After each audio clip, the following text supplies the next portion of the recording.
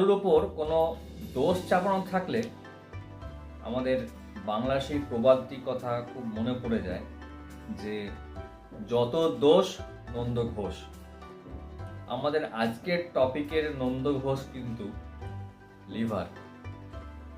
জানেন তো, যত চামড়ার কোনো সমস্যা হোক, এখানে দাগ হোক, একনি হোক, বা যে কোনো মুখে স্পটস হোক, চুল পড়ে যাওয়া হোক, সব কিছুতেই কিন্তু আমাদের নর্মাল আমরা বাড়ির যারা লোকেরা থাকি বা আমাদের বাড়ির যারা লোকেরা থাকেন, মা বাবা বলুন বা আশেপাশের বন্ধু বান্ধব বলুন বা বড় ফ্যামিলি মেম্বার যারা, তারা কিন্তু সবাই প্রথমেই বলে যে মনে হয় লিভারটার কোনো সমস্যা হচ্ছে, বুঝলি।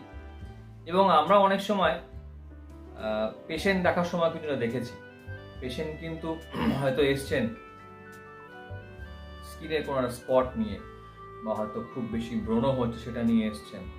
তো প্রথম কথাই হয় যে ডাক্তারবাবু, ওর কিন্তু লিভারটা খুব দুর্বল এবং ছোট থেকেই না খুব হজমের সমস্যা, আর সেই জন্যই বুঝেছেন এই এত বেশি একনি হচ্ছে।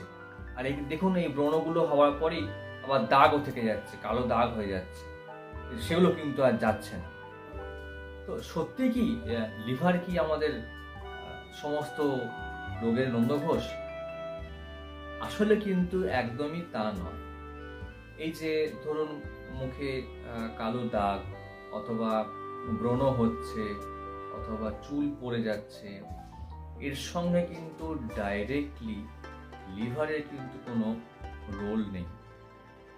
প্রথম কথা আসি যে মুখের দাগ সাধারণত বয়সকালে, খুব কম বয়সে সাধারণত খুব বেশি দেখা যায় না, একটু বেশি বয়সের মানুষদের মধ্যে বেশি দেখা যায়। কম্পারেটিভলি ফিমেলদের একটু বেশি হয় এবং এই জায়গাতে হয় বা এই আইব্রোর উপরেতে হয় অথবা কপালেতে হয়, জেনারেলি এই চিক্সগুলোতে বেশি হয়।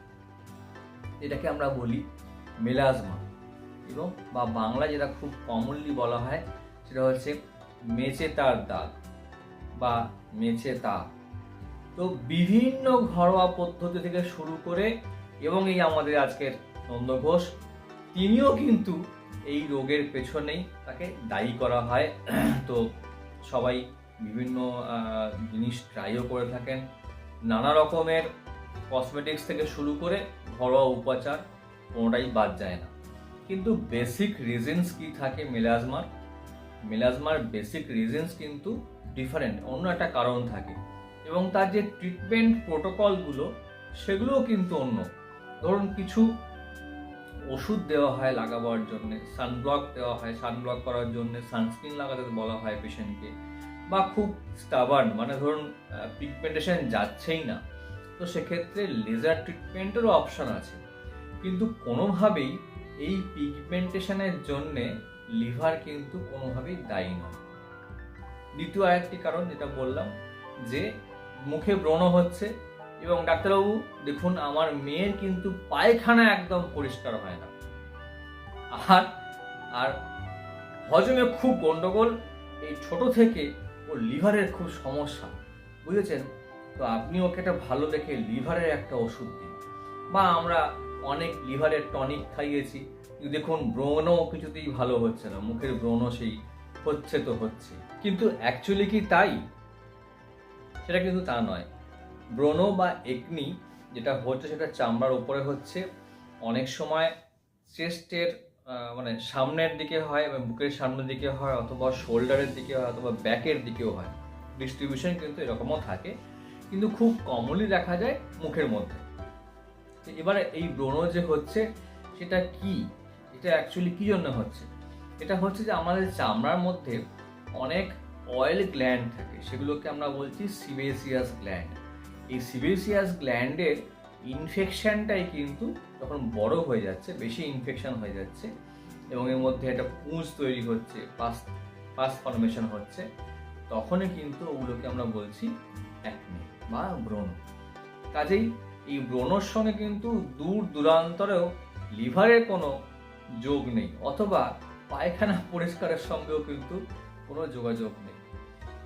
তা আশা করছি আপনারা এই সমস্ত ভুল ভ্রান্তিগুলোকে কাটিয়ে উঠতে পারবেন এবং সঠিক সময়ে ডাক্তারবাবুর পরামর্শ নিতে পারবেন বা নিতে সচেষ্ট হবেন। আমার এই ভিডিওগুলো কিন্তু বানাবার উদ্দেশ্য একটাই, যাতে বিভিন্ন ধরনের আমাদের মধ্যে থাকা বিভিন্ন ধরনের যে কমন মিথগুলো আছে বা ভ্রান্ত ধারণাগুলো আছে সেগুলোকে আস্তে আস্তে কাটিয়ে তোলা এবং যাতে সঠিক সময়ে ট্রিটমেন্টটা আপনি বা আপনারা চালু করতে পারেন, তার জন্য যতটা পারা যায় এটা সাহায্য করা। সঠিক সময়ে ট্রিটমেন্ট শুরু করলে কি হবে, রোগটা বেশি বাড়বে না। 2, রোগটা খুব তাড়াতাড়ি ঠিক হয়ে যাবে। 3, যদি আপনি ট্রিটমেন্টটা ঠিক সময়ে নেন তাহলে ব্রণ বা একনির ক্ষেত্রে দাগ বা দাগের পরিমাণ বা দাগের যে স্থায়িত্ব সেটা কিন্তু অনেক কম হয়ে যাবে। এবং এই জিনিসটা কিন্তু সমস্ত রোগের ক্ষেত্রেই কিন্তু প্রযোজ্য, শুধু চামড়া রোগ বলে নয়, যে কোনো রোগের ক্ষেত্রেই এটা কিন্তু প্রযোজ্য। আর একটা খুব আমাদের কমন মিথ আছে বাঙালির মধ্যে, সেটা হচ্ছে গ্যাস। তো গ্যাস এটাও কিন্তু আমরা যা কিছু ধরুন রোগ হয় আমরা সব বলি এই গ্যাসের জন্য হয়েছে। সাপোজ এখানে কোথাও ব্যথা হয়েছে বা এখানে ব্যথা হয়েছে বা এই হাতে ব্যথা হয়েছে, ডাক্তারবাবু আমার এত গ্যাসের চাপ, সেই গ্যাসের চাপের জন্য কিন্তু এইখানে ব্যথাটা কিছুতেই কমছে না এবং সেটা ঘুরে ঘুরে বেড়াচ্ছে। আজকে এখানে লাগছে, কালকে এখানে লাগছে, কালকে এই জয়েন্টগুলোতে খুব ব্যথা, জানেন তো, সকালে উঠতে গেলেও খুব ব্যথা, আর এখানেও ব্যথা। তারপরে কিছুদিন বাদে দেখছি যে সেটা পায়েতেও আক্রমণ করেছে। তো কাজেই আমার মনে হচ্ছে এটা গ্যাস আটকে আছে এবং সেটা সারা শরীর ঘুরে বেড়াচ্ছে, ওখান থেকে কিছুতেই সেইটাকে কন্ট্রোল করতে হবে। ওটাকে কন্ট্রোল করতে পারলেই আমার কিন্তু সব রোগ সেরে যাবে। কাজেই এই যে ছোট ছোট আমাদের ভ্রান্ত ধারণা, ভুল ধারণা, এগুলোকে কাটিয়ে উঠতে হবে এবং সঠিক সময়ে চিকিৎসকের পরামর্শ নিতে হবে। ভালো থাকবেন, সুস্থ থাকবেন। আরও এরকম ভিডিও দেখার জন্যে আমাদের এই চ্যানেলকে সাবস্ক্রাইব করবেন এবং আমাদের পাশে থাকবেন।